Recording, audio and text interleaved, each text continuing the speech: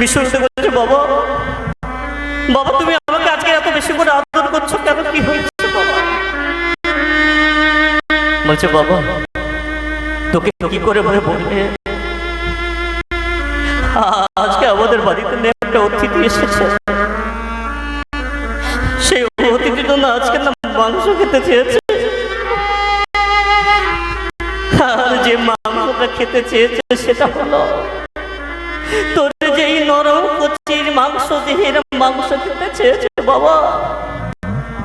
বাবা এই কারণে তুমি কাঁদছো?